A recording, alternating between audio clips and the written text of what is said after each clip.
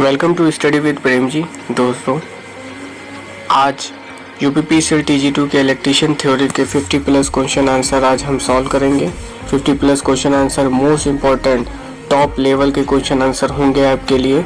और ये ना तो क्वेश्चन आपने कभी देखे होंगे ना ही सुने होंगे, इसलिए ध्यान से पूरे के पूरे क्वेश्चन आंसर देखिएगा और पढ़िएगा। बिल्कुल न्यू आपके लिए क्वेश्चन आंसर मैं लेके आया हूँ, न्यू बनने वाले क्वेश्चन आंसर लेके आया हूँ, क्योंकि जो 2023 में आपका एग्ज़ाम होने वाला है यूपीपीसीएल TG2 का, वो आसान नहीं होगा। तो इसलिए इजी टू हाई हम लोग चलेंगे, इजी टू हाई हम लोग चलेंगे।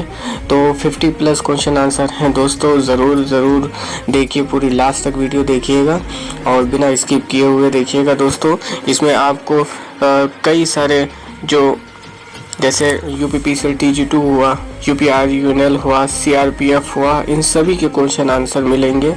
और साथ ही साथ में दोस्तों जितने भी क्वेश्चन बन सकते हैं वो सभी इस वीडियो में आपको मिलेंगे 50 प्लस में, और इससे बाहर देखिए नहीं जाने वाला है। मैं अभी 100% श्योर आपको बताया देता हूं कि इससे बाहर आपका पेपर नहीं जाने वाला है। तो वीडियो को लास्ट तक देखिएगा, और अगर आप इस चैनल पर नए आए हैं तो देखिए सब्सक्राइब कर दीजिए, लाइक कर दीजिए, कमेंट कर दीजिए और अपने दोस्तों को शेयर करिए, जिससे उनको भी इस वीडियो का बेनिफिट हो।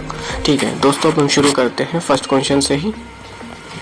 तो फर्स्ट क्वेश्चन है हमारा, देखिएगा, फर्स्ट क्वेश्चन से शुरू करते हैं। फर्स्ट क्वेश्चन है हमारा, यदि डैश की धारा मानव शरीर से होकर प्रवाहित होती है तो इसका प्रभाव श्वसन समस्या के रूप में परिचालित होते हैं।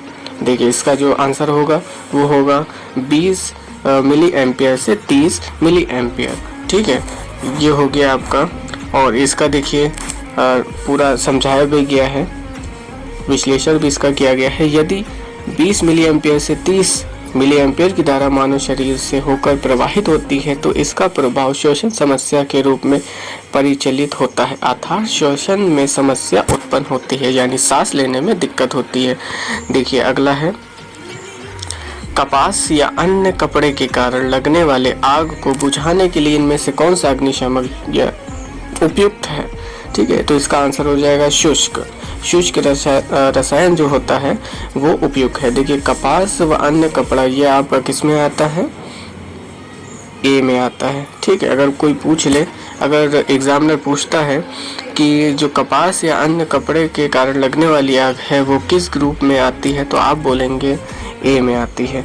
ठीक है, अगला देखिए, ये एक चित्र बन के आया है, ये DMRC मेंटेनर में देखिए 2020 में पूछा गया क्वेश्चन है, मोस्ट इम्पोर्टेंट क्वेश्चन है आप सभी के लिए। ठीक है, तो इसका देखिए क्या होगा आंसर, कि ये चित्र है ये किस चीज़ का है। देखिए पहले तो ये बताया दे रहा हूँ, ये चित्र है आपका, ये होगा विकिरण खतरा, यानी जो रेडियो एक्टिव जो किरणें होती हैं उनके लिए ये चिन्ह है ये। ठीक है, चेतावनी सिंह होता है ये। देखिए चेतावनी संकेत के लिए त्रिभुजाकार होता है तथा इनमें पीली पृष्ठभूमि और काले रंग की आकृति द्वारा प्रदर्शित किया जाता है। ठीक है दोस्तों, अगला है, अगला देखिए, अगला क्वेश्चन देखिए, फोर्थ वाला, ऊष्मा संबंधित बीमारी अनुभव करने वाले व्यक्ति के लिए निम्नलिखित में से कौन सा कार्य करना चाहिए। देखिए कौन सा कार्य करना चाहिए, पहला ऑप्शन देखिए, पीड़ित को तरल पदार्थ पीने के लिए मजबूर करना, गलत। पीड़ित को गर्म रखना, गलत। ठंडे गीले कपड़े पहनना, सही, बिल्कुल सही। पीड़ित को गर्म पानी में रखना, गलत, ऐसा थोड़ी ना होता है भाई। अगला देखिए, फिफ्थ क्वेश्चन, निम्नलिखित में से कौन सी विद्युतीय दुर्घटना को रोक सकने वाली एक सुरक्षित कार्य प्रक्रिया नहीं है। उपयुक्त सुरक्षात्मक उपकरणों के उपयोग की उपेक्षा करना, निरीक्षण या मरम्मत से पहले विद्युत उपकरणों को डीएनराइज करना, ठीक। बिजली के उपकरणों की उचित देखभाल करना, एनराइज्ड लाइनों के पास कार्य करते समय सावधानी बरतना। देखिए फर्स्ट वाला बिल्कुल सही है, उपयुक्त सुरक्षात्मक उपकरणों के उपयोग की उपेक्षा करना, ये प्रक्रिया देखिए नहीं है और सभी प्रक्रिया आपकी सही है। अगला क्वेश्चन के लिए बढ़ेंगे हम लोग। और यहाँ पे देखिए विश्लेषण भी किया गया है कि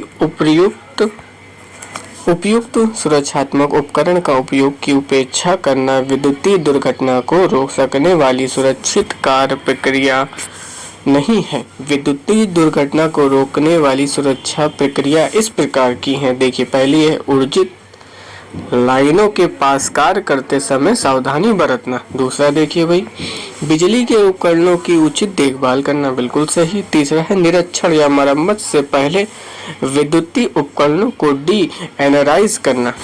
ठीक है, अगला देखिए दोस्तों, फ्रीजिंग धारा के मान को में होने वाली वृद्धि है जिसकी वजह से विद्युत झटके के संपर्क में आने वाले किसी व्यक्ति की मांसपेशियों में संकुचन उत्पन्न होता है और उसे धारा स्रोत से अलग होने से रोकता है। इस फ्रीजिंग धारा की अनुमानित सीमा लगभग कितनी होती है? देखिए दोस्तों, बिल्कुल ए वाला आपका बिल्कुल सही आंसर है, 10 मिली एम्पियर से 40 मिली एम्पियर तक की। ठीक है दोस्तों, ये DMRC में देखिए मेंटेनेंस में 2022 में आया हुआ है। शिफ्ट है आपकी 9 बजे से 10:30 बजे तक की। यहाँ पे विश्लेषण भी दिया हुआ है कि फ्रीजिंग धारा के मान में होने वाली वह वृद्धि जिसकी वजह से विद्युत झटके के संपर्क में आने वाले किसी व्यक्ति की मांसपेशियों में संकुचन उत्पन्न होता है और उसे धारा से स्रोत से अलग होने से रोकता है, उसी को फ्रीजिंग धारा की अनुमानित सीमा लगभग कितनी होती है? 10 मिली एम्पियर से 40 मिली एम्पियर तक की होती है। विद्युतीय यंत्रों में यह सुनिश्चित करने के लिए उपयुक्त आवरण, जिसे इनक्लोजर इंग्लिश में भी कभी कभी पूछ लेता है, इनक्लोजर ठीक को क्या कहा जाता है कि लोग गलती से इसके विद्युत में भागों के संपर्क में न आए। इसको देखिए कहा जाता है गार्डिंग। क्या कहा जाता है? गार्डिंग। अगला है त्वचा मनुष्यों का आंतरिक प्रतिरोध लगभग त्वचा में देखिए 500 से 3000 के बीच में होता है, तो इसका राइट आंसर आपका बी वाला हो जाएगा। संकेत क्या इंगित करता है? देखिए इसमें देखिए हेड ग्लव दिखाए जा रहे हैं और बिजली का झटका दिखाया जा रहा है, तो ये आपका बिजली के घेरे का कोई खतरा नहीं, गलत बिल्कुल। घेरे की ऊष्मा को महसूस करना, बिल्कुल गलत। बिजली के घेरे से दूर रहना, जी बिल्कुल सही। बिजली के घेरे को संपर्क करना, बिल्कुल गलत है भाई, संपर्क कौन करेगा भाई। आपका ये जो सी वाला है वो बिल्कुल सही है और सारे आंसर गलत हो जाएंगे। अगला है देखिए भाई, देखिए चेतावनी सिंह जो वार्निंग साइन होते हैं हमारे, उनको इंगित करने के लिए चिन्हों से चेतावनी वार्निंग दी जाती है। ये चिन्ह त्रिभुजाकार होते हैं, ऐसे बने होते हैं भाई, त्रिभुजाकार होते हैं। इन्हें पीली पृष्ठभूमि यानी इसकी जो ये होती है, ये पृष्ठभूमि होती है आपकी, ये पृष्ठभूमि कैसी होती है? पीली होती है दोस्तों। और इसकी जो काले रंग की आकृति होती है, इसमें जो आकृति बनी होती है वो ऐसे बनी होती है, काले रंग की बनी होती है। ठीक है दोस्तों, अगले देखिए, अगले क्वेश्चन के लिए बढ़ेंगे। वार्निंग साइन की पृष्ठभूमि का रंग, बैकग्राउंड रंग कैसा होता है? देखिए पीले रंग का होता है, अभी मैंने बताया था ना, पीले रंग का होता है। अगले क्वेश्चन के लिए बढ़ेंगे, देखिए बढ़ेंगे हम लोग। अगला क्वेश्चन देखिए क्या कह रहा है। नेक्स्ट क्वेश्चन के लिए बढ़ेंगे दोस्तों। ये रहा हमारा, नीचे दिए गए संकेत को पहचानिए। ये संकेत देखिए कैसा है। पहली बात तो ये संकेत आपका है बिजली के खतरे को ना छुएं। देखिए सबसे पहले ये बात हो गई, बिजली के खतरे को ना छुएं। क्षेत्र की तार ना करें, ये तो बिल्कुल ही गलत है। आगे साफ स्पष्ट, मतलब ये इसको जो है साफ बताए दे रहे हैं, ठीक है, बिल्कुल गलत है। और बिजली के तार को ना तोड़ें, अच्छा तोड़ना तो देखिए हो ही नहीं सकता है। सबसे सही आंसर लग रहा है बिजली के खतरे को ना छुएं। अगला आंसर देखिए, क्वेश्चन देखते हैं। निम्नलिखित में से कौन सा सुरक्षा प्रोग्राम के मानों के संबंध में सही है? कौन सा संबंध में सही है? 5ES। देखिए पहले होती है शिक्षा दी जाती है, फिर प्रोत्साहन उसका किया जाता है, फिर अभियांत्रिकी यानी इंजीनियरिंग उसमें की जाती है, फिर प्रवर्तन इन्फोर्समेंट किया जाता है, फिर मूल्यांकन उसका किया जाता है। ठीक है, अगले क्वेश्चन के लिए बढ़ेंगे। अगर कोई व्यक्ति बेहोश हो जाता है तो पहली कार्यवाही क्या होगी? व्यक्ति की सांस की जांच करें? नहीं भाई, ऐसा नहीं होता है। व्यक्ति की चोट की जांच करें? बिल्कुल नहीं, गलत है इसका, ये सेकंड वाला भी गलत है। व्यक्ति की नाड़ी जांच करें? अच्छा, व्यक्ति की रक्तचाप जांच करें? ये देखिए तो सभी गलत है। Option A, sorry, option A दोस्तों बिल्कुल सही होगा। व्यक्ति की सांस की जांच की जाती है। जब कोई बेहोश हो जाता है तो सबसे पहले उसके जो नाक में हाथ लगा के, मतलब उंगली लगा के, नाक के अंदर नहीं, नाक के बाहर ही लगा के उसकी सांस की जांच की जाती है कि भाई सांसें चल रही हैं कि नहीं। ठीक है, अगले क्वेश्चन के लिए, किसी दुर्घटना की अप्रत्यक्ष लागत क्या होती है? उपचार के लिए धन? गलत। घायलों के अनुत्पादक समय की लागत? घायलों के अनुत्पादक समय की लागत, ये बिल्कुल सही है। भुगतान की गई क्षतिपूर्ति? बिल्कुल गलत। क्षतिग्रस्त उपकरणों की लागत? नहीं, ये भी गलत। देखिए ये वाला बी वाला बिल्कुल सही लग रहा है और सही है भी। अगला है भाई, देखिए निम्नलिखित में से कौन सा शब्द 5S प्रणाली का भाग नहीं है? देखिए शाइन देखिए है, ठीक है, शॉर्ट भी है, स्वैप नहीं है, सस्टाइन है। ओके, तो ये सारे भाग हैं। यहाँ पे देखिए, यहाँ पे विश्लेषण भी दिया गया है। जैसा कि मैंने आपको बताया था कि विश्लेषण सहित व्याख्या की जाएगी हर एक क्वेश्चन की। 50+ क्वेश्चन है हमारे पास और हम इन सभी को सॉल्व करेंगे दोस्तों। और आप इस वीडियो को लास्ट तक देखिएगा। चैनल पे नए आए हैं तो सब्सक्राइब और नोटिफिकेशन वाला बेल आइकन को तो ज़रूर दबा दीजिए। लाइक करिए, कमेंट करिए और बताइए कि हमें जो है इस वीडियो में कोई भी पार्ट हो, कोई भी क्वेश्चन हो नहीं समझ में आया है तो उसको समझाने की कोशिश की जाएगी। ठीक है, और इस PDF के लिए आप हमारे टेलीग्राम चैनल पे ज्वाइन कर सकते हैं। आपको टेलीग्राम चैनल पे पूरी की पूरी 50+ क्वेश्चन की PDF अवेलेबल फ्री में हो जाएगी। ठीक है, फ्री में हो जाएगी। ये लिमिटेड ऑफर लिमिटेड समय के लिए ये ऑफर है, देखिए। ओके, ठीक है। देखिए जो प्रणाली है आपकी, उसके निम्न भाग हैं। सीरी में यानी शॉर्ट, सेटन मतलब सेट इन ऑर्डर हो गया, ठीक है, और सेसु माने शाइन हो गया, सिकेट्सु माने स्टैंडर्डाइज हो गया, सेट सुकु माने सस्टेन हो गया। देखिए इसका मतलब होता है छाटना, इसका मतलब होता है क्रम में लगाना, शाइन का मतलब होता है भाई चमकाना, स्टैंडर्डाइज का मतलब होता है मानवीकरण करना, सस्टेन का मतलब होता है, सस्टेन का ये आपको आगे मैं बताऊंगा, सभी अभी बता दूंगा तो क्या जो है वीडियो आप स्किप कर देंगे। ठीक है, ये लास्ट वाला बचा के रखिएगा, ये मैं लास्ट में आपको बताऊंगा। नेक्स्ट आगे बढ़ते हैं दोस्तों। हाँ, 5S अभी धारणा एक जापानी शब्दों का समाकलन है, ये जरूर याद रखिएगा। निम्नलिखित में से कौन सा आग का कारण नहीं है? गलत फ्यूज रेटिंग, हाँ ठीक है, ये गलत फ्यूज रेटिंग कुछ ऐसा लगता नहीं है। अगले क्वेश्चन के अगले में बढ़ेंगे। ढीला कनेक्शन, हाँ ये कारण है। लाइन व न्यूट्रल के बीच क्षतिग्रस्त इंसुलेशन दी, हाँ हो सकता है, कारण है, ये भी है। 3 फेज मोटर में रिवर्स करना ही नहीं भाई, रिवर्स कनेक्शन जब भी आप लगाएंगे तो रिवर्स कनेक्शन में देखिए क्या होता है, उसका रोटेशन का जो कनेक्शन जो घूमने की उसकी दिशा होती है मोटर की रोटेशन की, वो विपरीत हो जाती है, मतलब बदल जाती है। यानी आग लगने का कारण देखिए नहीं है, ये तीनों आग लगने के कारण है, ये नहीं है, तो आंसर आपका ये वाला सही हो जाएगा, डी वाला आपका करेक्ट आंसर हो जाएगा। ठीक है दोस्तों, ये इसरो अहमदाबाद टेक्नीशियन का क्वेश्चन है, ये बहुत ही बढ़िया क्वेश्चन है। देखिएगा, डैश प्रकार की आग में झाग और सूखा पाउडर वाले अग्निशामक, झाग और सूखा पाउडर वाले में बी होता है भाई, वर्ग बी यानी ग्रुप बी।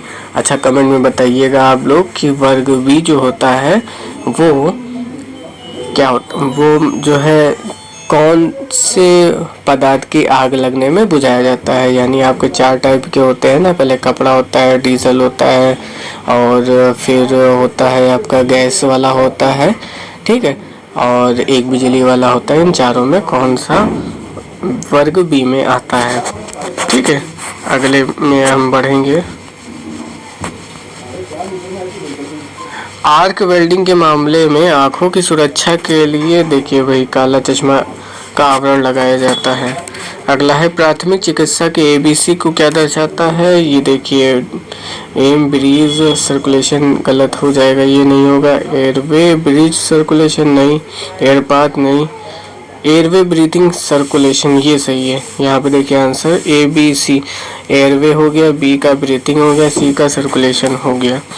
ठीक है, मुझे तो फर्स्ट और डी में डाउट लग रहा था, लेकिन नीचे आंसर दिया हुआ है ऑलरेडी, तो डी वाला सही है। हेलोन अग्निशामक में इनमें से कौन सी सामग्री भरी जाती है। देखिए भाई हेलोन में BFC भरी जाती है ना, यानी ब्रोमो क्लोरो डाइफ्लोरोमीथेन। ठीक है दोस्तों, अगले क्वेश्चन के लिए बढ़ेंगे। 5S की अवधारणा का दूसरा चरण क्या है। देखिए हमने पहले बताया था, सबसे पहले हम लोग क्या करते हैं, छांटते हैं। ठीक है, छांटते हैं, फिर उसको क्या करते हैं, क्रम में लगाते हैं, उसको क्रम में लगाते हैं, फिर उसको क्या करते हैं, उसका मानवीकरण करते हैं। तो ये तीसरा पार्ट हो गया। हमको दूसरा पूछा गया है तो क्रम में लगाया जाता है, यानी क्रम में, क्रम व्यवस्था। टी वाला आपका राइट आंसर हो जाएगा दोस्तों।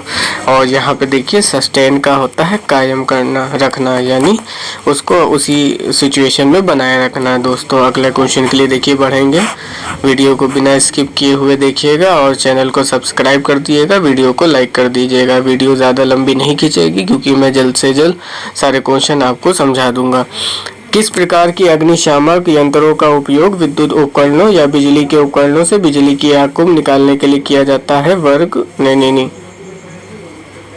सी वाला राइट आंसर हो जाएगा आपका, सी वाला आपका राइट आंसर हो जाएगा। बिजली के उपकरणों या बिजली के आग को निकालने के लिए। देखिए ज़्यादातर बिजली की आग को बुझाने के लिए डी का प्रयोग किया जाता है, लेकिन जब डी है ही नहीं आपके ऑप्शन में, एग्जामिनर ने इतना कंफ्यूज कर दिया है, तो भाई आप सी लगा सकते हैं भाई। वर्ग ए एक्सटिंग्विशर की क्या भूमिका होती है। देखिए लकड़ी और कागज़ जैसे साधारण कॉम्बिस्टर्स पर उपयोग किया जाता है, या ज्वलनशील तरल पदार्थों पर उपयोग किया जाता है, या विद्युत ऊर्जा पर इस्तेमाल किया जाता है, या गैर ज्वलनशील धातुओं पर उपयोग किया जाता है। देखिए वर्ग ए वाला आप सभी लोग जानते हैं, लकड़ी पे प्रयोग किया जाता है। वर्ग बी आपका जो है तेल वगैरह पे प्रयोग किया जाता है। वर्ग सी आपका गैस में प्रयोग किया जाता है। वर्ग डी आपका विद्युत से लगी आगों को बुझाने के लिए किया जाता है। तो आंसर नंबर 1 आपका बिल्कुल सही हो जाएगा।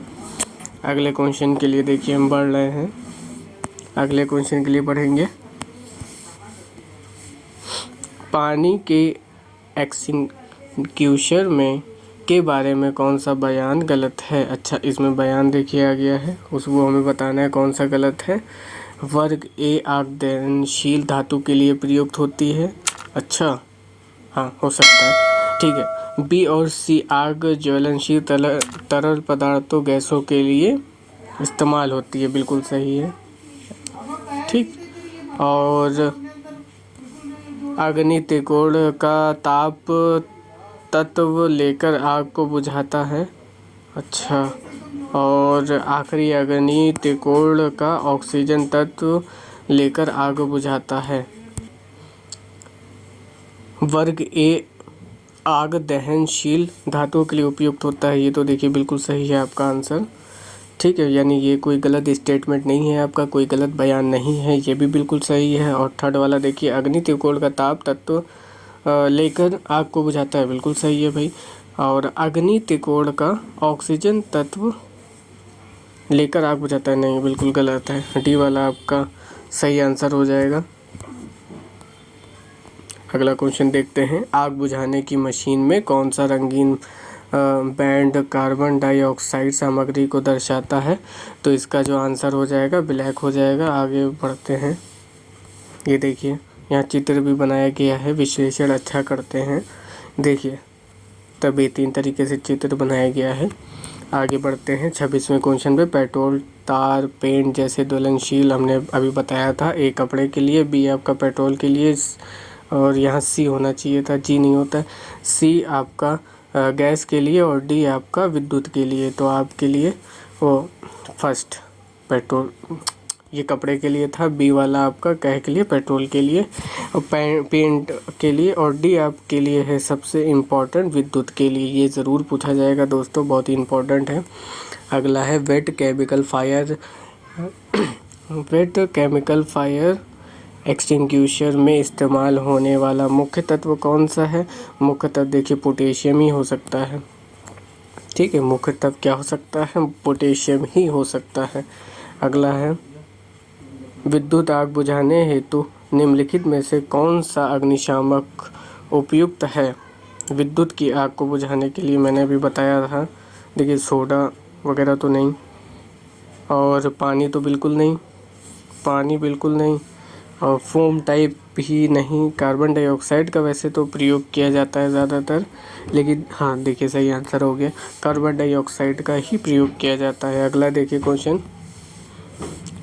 अगला क्वेश्चन है आपका विद्युत आग में किस प्रकार के अग्निशामक यंत्र का प्रयोग किया जाता है? तो विद्युत आग में अभी मैंने बता ही चुका हूँ मैं कि CTC वाले या कार्बन डाइऑक्साइड या हैलोन टाइप जिसमें BFC पाया जाता है, उनमें विद्युत आग बुझाने के लिए प्रयोग किया जाता है। देखिए ये कितनी बार पूछा गया है, ये 19 में, 15 में, 14 में, 16 में, 15 में।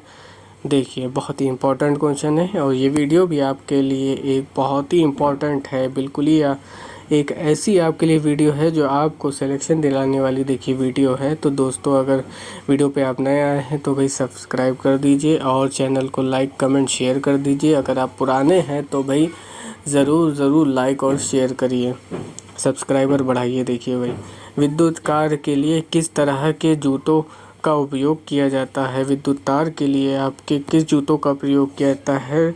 मोटे रबर सोल चमड़े वाले जूतों का प्रयोग किया जाता है। देखिए चमड़े वाले जूतों का प्रयोग किया जाता है। ये UPPCL देखिए 2019 में क्वेश्चन शिफ्ट 1 में आ चुका है। आगे पढ़ते हैं दोस्तों, कृत्रिम श्वसन के साधारण और आसान विधि क्या है? कृत्रिम श्वसन की आसान विधि कौन सी है? मुंह से मुंह वाली विधि, मुंह से मुंह वाली विधि आपकी है। देखिए RRB अजमेर में 2004 में भी आया है और 2019 UPPCL TG2 में आया है। अगले क्वेश्चन के लिए बढ़ेंगे। अग्नि ध्वनि संकेत प्रणाली के भाग क्या हैं? स्विच, संकेत, सॉकेट नहीं भाई ये नहीं है। घंटी, पंखा, घंटी तो देखिए है लेकिन पंखा वगैरह नहीं है। हीटर, पंप, घंटियाँ, देखिए घंटियाँ तो हैं, हीटर पंप नहीं है। धुआं और ऊष्मा डिटेक्टर, जी सही, घंटियाँ। हाँ कैप पैनल, अलार्म पैनल और बैटरी ये सभी हैं, यानी डी आपका बिल्कुल सही आंसर हो जाएगा। आगे बढ़ते हैं। हैलोन या CTC, हैलोन काहे के लिए? अभी हमने बताया था बिजली के लिए, बिजली वाली आग को बुझाने के लिए। अग्निशामक बिजली से लगने वाली आग को बुझाने के लिए प्रयोग किया जाता है। देखिए पेट्रोल और गैस, पेट्रोल आपका B और गैस आपका C ग्रुप के लिए होता है। बिजली जो है D के लिए है, D वर्ग के लिए है। ठोस सामग्री में लगने वाली यानी लकड़ी, कपड़ा, कागज़ वगैरह में लगने वाली आग आपकी किसके लिए होती है? कौन से ग्रुप में आएगी? ग्रुप A में आएगी, ग्रुप A में आएगी। वीडियो को लाइक कर दीजिए। इस क्वेश्चन के लिए 2019 में भी आ चुका है, ये 34वें क्वेश्चन पे आ गए हैं। डैश से अधिक विद्युत धारा वाले बिजली के झटके की त्वचा होती है, कितनी होती है? देखिए भाई 200 एम्पियर से ऊपर अगर होगी त्वचा जल जाएगी। 200 एम्पियर से ऊपर होएगी तो जल जाएगी, और 200 एम्पियर के नीचे होएगी तो बहुत ही भयानक झटका लगेगा। देखिए दोस्तों, ठीक है। और आगे बढ़ते हैं। विद्युत उपकरणों पर किस प्रकार के अग्निशामक का प्रयोग नहीं किया जा सकता है? विद्युत उपकरणों जैसे बिजली वाले जो आग जिसमें लगती है जिससे, और उसमें कौन से अग्निशामक का प्रयोग नहीं किया जा सकता है? देखिए कार्बन डाइऑक्साइड प्रकार के किया जा सकता है। वाष्पशील तरल पदार्थ के भी किया जा सकता है, लेकिन फैन, झाग, हाँ झाग वाला नहीं किया जाता है। जो झाग होता है, फॉर्म टाइप होता है, वो नहीं किया जा सकता है। देखिए दोस्तों ये UPRUNL 2015 में भी आया है क्वेश्चन, और UPPCL TG2 में भी आया है। देखिए क्लोरीन सिस्टम बाड़ों का निम्नलिखित में से किस संकेत के साथ पोस्ट किया जाएगा? केवल प्रवेश प्रतिबंधित करने के लिए, केवल स्वास्थ्य के खतरे की चेतावनी देने के लिए, आग और विस्फोट के खतरे के लिए, या प्रवेश से प्रतिबंधित करने और स्वास्थ्य के खतरे की चेतावनी देने और आग और विस्फोट के खतरे की चेतावनी देने के लिए तो देखिए क्लोरीन सिस्टम बाणों का जो निम्नलिखित में से संकेत जो दिया जाता है वो हैज़ार्ड, बहुत ही बड़ा हैज़ार्ड प्रवेश के प्रतिबंधित करने और स्वास्थ्य के खतरे को के लिए वार्निंग देने के लिए इस चिन्ह का प्रयोग किया जाता है। देखिए चिन्ह ये इस टाइप में है, एक एक करके देख लीजिए। अच्छा विश्लेषण किया गया है दोस्तों। Risk of fire, risk of electric shock, toxic hazard, laser beam और risk of ionising radiation, corrosive substance, risk of explosion, overhead fix hazard, general warning है ये, ओवरहेड लोड है, फ्रैगाइल रूफ है, फॉक लिफ्ट ट्रक है। ठीक है, अगले question के लिए बढ़ेंगे। किसी अस्पताल की अनिवार्य विद्युत प्रणाली में निम्नलिखित दो अलग अलग प्रणालियों में से कौन सा होना चाहिए, कौन सा होना चाहिए? तो देख लीजिए भाई, एक सामान्य प्रणाली और जीवन सुरक्षा प्रणाली, वो प्रणाली यानी जिसे सिस्टम कहते हैं। ठीक है, एक आवश्यक प्रणाली जिसे सिस्टम भी कहते हैं और एक गैर आवश्यक सिस्टम, एक जीवन सुरक्षा प्रणाली और एक पता योग जिसे एड्रेसेबल फायर अलार्म कहते हैं। ठीक है, एक आपातकालीन सिस्टम और एक उपकरण प्रणाली। तो डी वाला आपका राइट आंसर हो जाएगा दोस्तों। अगला है विद्युत घटना के लिए कौन सा भाग जिम्मेदार है? विद्युत जो घटना होती है उसके लिए कौन सा भाग जिम्मेदार होता है? देखिए डाई इलेक्ट्रिक परावैद्युत, देखिए कोई सेंस ही नहीं है, मतलब कुछ मामला ही नहीं बन रहा है। इंसुलेटर हाँ हो सकता है, लेकिन कई जगहों पे ऑप्शन और देख ले रहे हैं, शायद इससे बड़ा मिल जाए। देखिए धातु नहीं भाई, चार्ज हाँ आवेश होता है भाई, ये रिस्पॉन्सिबल है हमारा कि विद्युत धारा की जो घटना होती है वो आवेश चार्ज से होती है भाई। ठीक है, अगला है तेल ग्रीस पेंट से लगने वाली आग, अभी कई बार बता चुके हैं। देखिए फिर से वही क्वेश्चन आ गया, रिपीट कई बार हो रहा है। क्लास बी, क्लास सी के लिए कौन सा प्रयोग होगा और डी के लिए, ए के लिए सभी बताया है, कमेंट में बता दीजिएगा, आप भी कमेंट कर दीजिएगा। अगला है पीड़ित को उसकी छाती पर जख्म चोट कृत्रिम पुनर्जीवन की कौन सी विधि अनुसरण नहीं किया जाना चाहिए? मुंह से नाक की विधि, ये कौन सी विधि है?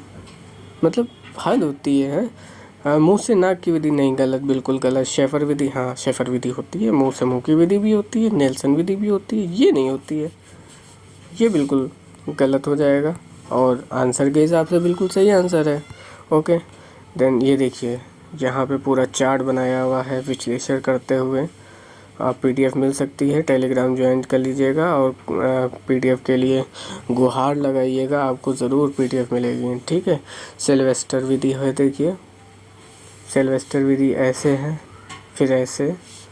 शेफर विधि भी देखिए यहाँ पे उसका भी चित्र बनाया गया है। मुंह से मुंह की विधि खराब विधि लग रही है, लेकिन जान बचाने वाली विधि है। देखिए कृत्रिम श्वसन यंत्र, ये से ज़्यादा सही लग रहा है। मुंह से मुंह की विधि थोड़ा अटपटी टाइप में लग रही है, लेकिन खैर ये बच्चों की वीडियो है, नहीं बच्चों की वीडियो नहीं है, ये आप लोगों के लिए है, यंगस्टर के लिए है।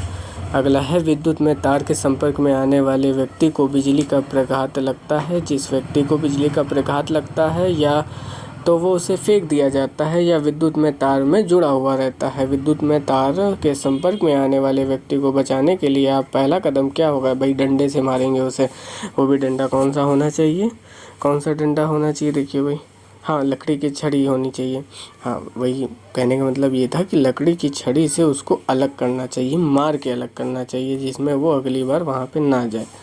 ठीक है, धूम्रपान निषेध चिन्ह प्रदर्शित करने के लिए किस प्रकार की आकृति का उपयोग किया जाता है? भाई धूम्रपान के लिए एक वृत्ताकार होती है, वृत्ताकार। ठीक, ऑप्शन डी देखिए यहाँ पर ये दिया हुआ है, धूम्रपान जानलेवा है, ना किया करें भाई। लाल रंग का बॉर्डर, ठीक है, मतलब ये जो बॉर्डर होगा वो लाल रंग का होगा और आपका जो अंदर का मटेरियल होगा वो होगा सफ़ेद, यानी पृष्ठभूमि उसकी, और काले रंग की आकृति बनी होगी। यहाँ पे निषेधात्मक चिन्ह वृत्ताकार होते हैं। अनिवार्य संकेत वृत्ताकार के अंदर नीला पृष्ठभूमि होती है, यानी जो अनिवार्य होते हैं उनमें जो है नीली पृष्ठभूमि होती है। देखिए मैं भी बताया दे रहा हूँ, वृत्ताकार जैसे हुए, ठीक है, नीली पृष्ठभूमि होती है ऐसे करके, यहाँ पे नीली ऐसे करके पृष्ठभूमि होती है। चेतावनी संकेत जो होते हैं चेतावनी वाले कि भाई मैं वार्निंग दे रहा हूँ तुम्हें, वाला त्रिभुजाकार होती है। सुरक्षात्मक सूचनात्मक संकेत वर्गाकार होते हैं, ठीक है। निम्नलिखित में से कौन सी दुर्घटना होने का कारण है? खतरे के प्रति सजग ना होना, हाँ ये तो होता है भाई, ना होना, ठीक है, सही है। और औजारों का जानकार होना, ये कोई दुर्घटना का कारण नहीं है भाई। सुरक्षा मानकों का ज्ञान होना, ऐसा भी नहीं है।